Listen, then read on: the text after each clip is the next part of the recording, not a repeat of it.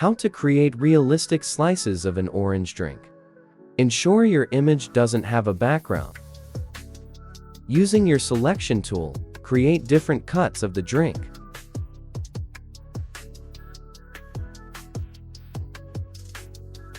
Then import the orange skin, and use the distort option to place it till it fits properly.